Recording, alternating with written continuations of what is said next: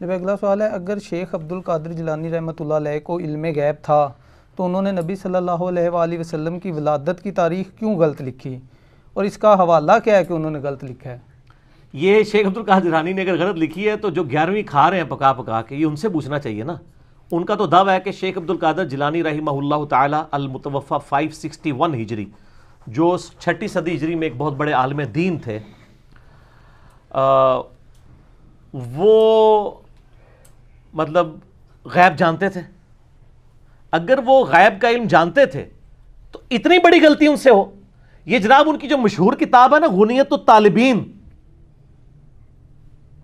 جس کو بریلوی، دیوبندی، اہل حدیث تینوں ان کی کتاب مانتے ہیں، ٹھیک ہے جی۔ امام زابی نے بھی کہا کہ ان کی کتاب ہے، ان سے پہلے بھی ابن حجر اسقلانی نے اور احمد بریلوی صاحب نے، سب لوگوں نے لکھا ہے ان کی کتاب ہے۔ صرف ایک میرا خیال عبداللہ محدث دہلوی کا انکار ہے، باقی سب کا ثابت ہے، اور یہ چھاپ رہے ہیں، بریلوی چھاپ رہے ہیں، اہل حدیث بھی، دیوبند بھی چھاپ رہے ہیں۔ اس میں آپ عاشورہ والا چیپٹر نکالیں نا، اس میں لکھا ہے کہ نبی علیہ السلام 10 محرم والے دن پیدا ہوئے۔ جو ہمارے مسلمانوں کے بچے بچے کو پتا ہے کہ نبی علیہ السلام 12 ربیع الاول کو پیدا ہوئے، چلے 12 کی تاریخ پہ اگر کوئی اختلاف بھی کرے وہ اب ختم ہو گیا۔ میں نے تو دلائل النبوہ امام بیہقی کی کتاب میں 4 نمبر اثر ہے کہ محمد ابن اسحاق امام المغازی فرماتے ہیں کہ نبی علیہ السلام سوموار والے دن عام الفیل والے سال، جس سال ابرا کا لشکر تباہ کیا گیا تھا، 12 ربیع الاول کو پیدا ہوئے صبح سحری کے وقت۔ تو ربیع الاول پہ تو ویسے ہی اجماع ہے سنی شیعہ کا، ایون اصول الکافی میں بھی موجود ہے کہ نبی علیہ السلام 12 ربیع الاول کو پیدا ہوئے، جو شیعہ کی معتبر کتاب ہے۔ سنی شیعہ دونوں کی کتابیں مانتی ہیں کہ 12 ربیع الاول ہے۔ 12 پہ اگر اختلاف بھی ہے، کوئی 8 کہتا ہے، کوئی 9 کہتا ہے ربیع الاول ہی ہے۔ تو شیخ عبد القادر جیلانی کو یہ بنیادی بات نہیں پتا تھی؟ غنیت الطالبین میں لکھا ہوا ہے، شکر ہے لکھا ہوا ہے، اس لیے لکھا ہے تاکہ آپ کو پتہ چل جائے بزرگوں کو علم غیب کوئی نہیں تھا۔ اور اس لیول کی غلطی ہوئی کہ جو بچے بچے کو پتا ہے، ایڈی بڑی غلطی، 10 محرم لکھ دیا۔ چلو 10 ربیع الاول بھی لکھتے تو ہم کہتے ہیں وہ 10 میں ہٹ کے کچھ اور بن گیا۔ تو علم غیب کا مسئلہ بھی اللہ کے فضل سے کلیئر ہو گیا۔ زیادہ کلیئر کرنا ہے نا قرآن و حدیث کی روشنی میں تو مسئلہ 6A اور 6B دیکھ لیں، ویسے تو اتنا کافی کلیئر ہو گیا جی۔ اگلا سوال بھی اسی سے ریلیٹڈ ہے۔ امام غزالی رحمۃ اللہ علیہ نے سورج کو زمین سے 160 گنا بڑا کس بک میں لکھا ہے؟ انہوں نے احیاء العلوم میں میرا 130 لکھا ہے، کیمیاء سعادت میں تو میں نے خود نشان لگا کے رکھا ہوا ہے، JPG بھی ہم نے اگلے دن اپلوڈ کیا ہے، 160 گنا لکھا ہے کیمیاء سعادت میں انہوں نے، جو فارسی میں لکھی تھی، اردو ترجمہ بھی ہوا ہوا ہے۔ تو امام غزالی تو ان سے بھی پہلے ہیں، یہ 505 ہجری میں فوت ہوئے ہیں، اور شیخ عبد القادر جیلانی کی یہ خواہش تھی کہ امام غزالی میرے زمانے میں ہوتے تو میں ان کا شاگرد ہوتا، یہ ان سے بھی پہلے ہیں، صوفیاء کے امام ہیں، اور واقعی صحیح والے صوفی، خدا اورینٹڈ، بابا اورینٹڈ صوفی نہیں تھے وہ۔ ان کی کتابوں میں خدا کی ہی اورینٹیشن ملتی ہے، اسی کے گرد سب کچھ۔ احیاء العلوم پڑھیں، مکاشفۃ القروب، منہاج العابدین اور کیمیاء سعادت، ساری کتابوں آپ کو سینٹرڈ اراؤنڈ گاڈ ہیں۔ انہوں نے لکھا ہے 160 گنا بڑا ہے، اور ہمارے بچے کو بھی پتا ہے کہ سورج زمین سے 160 گنا بڑا نہیں، ٹھیک ہے جی، نہ جو ہے وہ 1,60,000 گنا بڑا ہے، بلکہ 13 لاکھ گنا بڑا ہے۔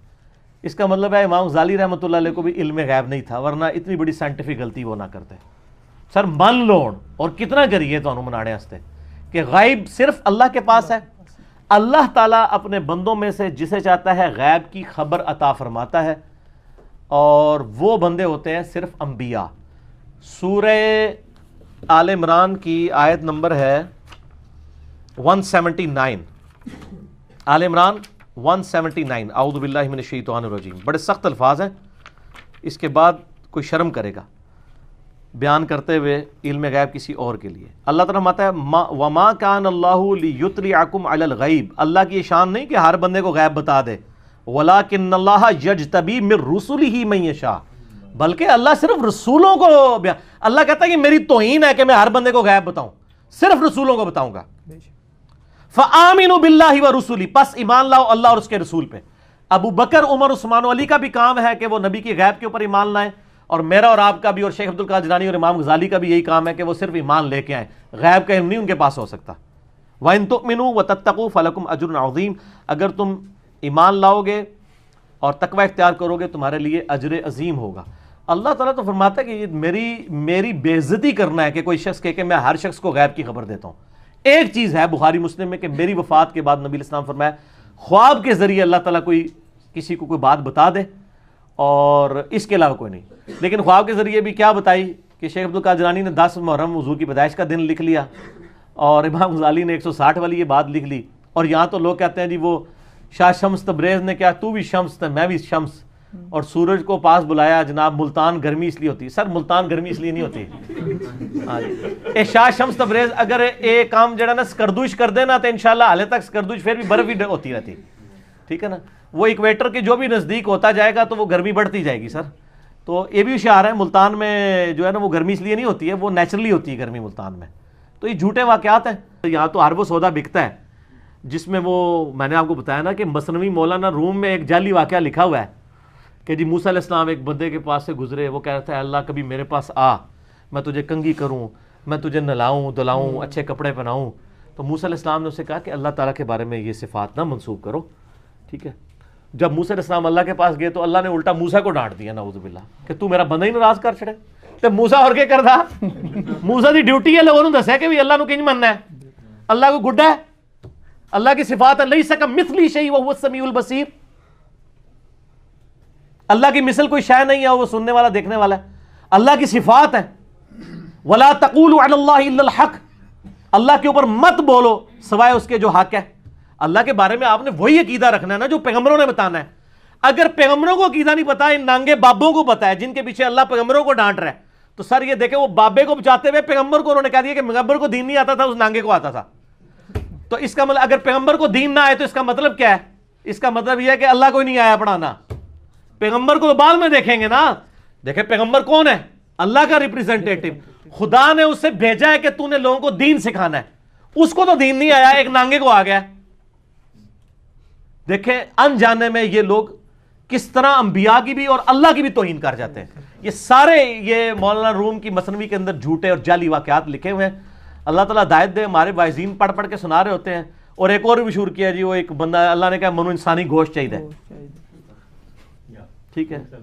ایک بندے کوئی بھی نہیں دے رہا، ایک بندے کو گیا انہوں نے کہا جی ادھروں بھی وڈ لے ادھروں بھی وڈ لے. خدا کے لیے یار، یعنی اور پھر اللہ تعالیٰ کے پاس گئے تو اللہ تعالیٰ نے فرمایا موسیٰ تو بھی انسان تھا، تو نے اپنا جسم کیوں نہیں کاٹ کے مجھے دے دیا؟ استغفر اللہ واتوب الیہ. یعنی یہ شریعت بتا رہے ہیں. نبی تو ہر کام اللہ کی وحی سے کر رہا ہوتا ہے، جو وحی سے ریلیٹڈ چیزیں ہوتی ہیں. تو انسانی گوشت نہیں چاہیے. جب چاہیے تھا نا تو کوئی غلطی نہیں کھائی ہے. ابراہیم علیہ السلام کو اللہ نے خواب دکھائی کہ اپنے بیٹے کی قربانی کرو، تو انہوں نے، بیٹے نے بھی ثابت قدمی دکھائی، ابراہیم نے بھی. یہ ہے قرآن اور یہ ہے مثنوی شریف، جنہوں کہتے ہیں فارسی کا قرآن. اے فارسی دی قرآن ہے، عربی والا قرآن جڑا ہے نا وہ اے محمد رسول اللہ تے نازل ہویا ہے. یہ ساڈا قرآن ہے، وہ تہاڈا ہوئے گا صلی اللہ علیہ وآلہ وسلم. ٹھیک ہے جی. اگلا سوال ہے. یار میرے کو گستاخی کراندے ہو تسی بزرگاں دی. میری کوشش نہیں ہوتی لیکن کیا کریں، نبی کی شان بیان کرنے کے لیے ضروری ہے کہ بزرگوں کی گستاخی ہو، کیونکہ جو بزرگ رسول اللہ کے خلاف کھڑے ہوئے ہیں آٹومیٹکلی ان کی گستاخی ہو جائے گی. یہ تو آٹومیٹک ہے. جب نبی کی شان کو آپ بیان کریں گے تو نبی کے جو دشمن ہیں ان کی خود بخود نگیشن ہو جاتی ہے.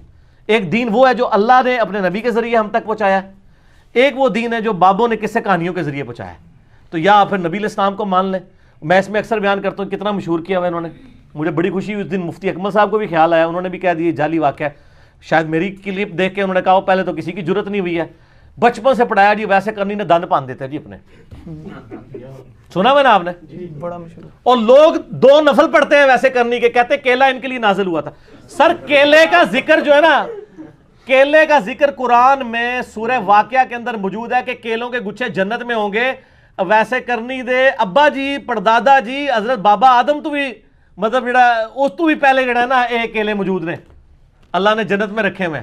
کیلے ہونے اور کیلا نازل ہویا سی، کیلے پہلے بھی موجود سن. اے کہانیاں بند کرو ورنہ کافر جو ہے نا وہ مطلب کہیں گے یہ دین کس قسم کا ہے. وہ تو آپ کو ثابت کر دیں گے کیلا کتنا پرانا ہے زمین کے اوپر، تو آپ کہیں گے ویسے کرنی کے اوپر نازل ہوا ہے کیلا. ٹھیک ہے نا. اور میں ایسے کہتا ہوں شکر ہے ہمارے علماء کے لیکچرز انگریزی میں نہیں ہیں، ورنہ کوئی 4 گورے کلمہ بھی پڑھ رہے ہیں نا وہ کہیں گے یار یہ تو سارا فراڈ ہی ہے. تو مہربانی کرو انگریزی سیکھیو بھی نہ، یہی کہندے رہو کہ انگریزاں دی زبان ہے، خدا دا نہ سیکھنا ورنہ مصیبت کھڑی ہو جائے گی اسلام کے لیے. کہتے جی ویسے کرنی نے یہ دانت توڑا، یہ توڑا، یہ توڑا سارے توڑ دی، بتیسی نکال دی. اور کئی میوزیم، بلکہ میرا خیال ہے بادشاہی مسجد والے میوزیم میں بھی ایک آدھ دانت پڑا ہوا ہے. کتنے میوزیم میں وہ دانت پڑے ہوئے ہیں، ظاہر کاروبار چمک رہے ہیں نا اس کے اوپر. اس کی میں نے ان کو پھکی دی تھی، بہت بڑی پھکی، الزامی اینٹی وینم. میں نے ان کو کہا کہ یہ فیصلہ کرو کہ مولا علی بڑا عاشق رسول ہے یا ویسے کرنی. یہ ویسے کرنی سے بھی پوچھو نا تو وہ بھی کانپ اٹھیں گے کہ یار مجھے مولا علی کے ساتھ ذکر کر رہے ہو, کدھر علی اور کدھر میں. اب ویسے کرنی تو جنگ صفین نے مولا علی کے ہاتھ پہ بیعت ہو کے جنگ صفین میں حضرت علی کی طرف سے لڑتے ہوئے معاویہ رضی اللہ تعالیٰ کے خلاف شہید ہوئے ہیں. ٹھیک ہے, تو یہ کہیں گے جی مولا علی بڑے عاشق رسول تھے. یہ زیادہ تر شیعہ ہی بیان کر رہے ہوتے ہیں یا بریلوی کر رہے ہوتے ہیں. تو صحیح مسلم کے اندر غزوہ احد کا چیپٹر نکالیں, اور بخاری میں بھی, دونوں میں یہ حدیث موجود ہے. سہل ابن سعد السعدی کہتے ہیں کہ اللہ کی قسم میں جانتا ہوں, میں اب آخری صحابی بچا ہوں جس نے یہ منظر دیکھا ہوا ہے. وہ بوڑھے صحابہ میں سے تھے اور لوگ نا حج کے موقع پہ ان کو گھیر لیتے تھے, جی تسی حضور نے ویکھیا سانو دسو. میں ان آخری صحابہ میں سے ایک بچ گیا ہوں جس نے احد کا یہ منظر خود دیکھا ہوا ہے. بخاری مسلم دونوں میں ہے کہ نبی علیہ السلام کے جب یہ 4 دانت شہید ہوئے تو اتنا خون نکلا کہ آپ علیہ السلام بے ہوش ہو گئے بلڈ پریشر لاس ہونے کی وجہ سے. اور میں نے دیکھا کہ مولا علی علیہ السلام اپنے تھال کے اندر, وہ جو ڈھال ہوتی ہے, ڈھال کو الٹا کریں تو برتن میں, اس میں پانی لے کے آئے, حضور کا زخم دھو رہے تھے, اور یعنی پانی ڈالتے تھے اور فاطمہ زخم دھوتی تھی. اور جب وہ خون نہیں رکتا تھا تو سیدہ فاطمہ نے کاٹن کا کپڑا جلا کے اس کی راکھ حضور کے اس زخم پہ رکھی تو وہ زخم کا خون رک گیا. اور قرآن میں بھی ہے نا حضور کی شہادت کی خبر مشہور ہوگی, سورہ ال عمران 144, وما محمد الا رسول قد خلت من قبلہ الرسل, وہ آیت نازل ہوئی تھی. تو میں نے ان کو یہ پھکی دی ہے کہ جس شخص نے اپنے سامنے دانت ٹوٹتے ہوئے دیکھے ہیں, ویسے کرنی نے تو سنے ہی ہے نا, جس نے اسی بھی سنے ہیں, نہ انہیں ویکھا نہ اسی ویکھا, جس نے اپنے سامنے دیکھا.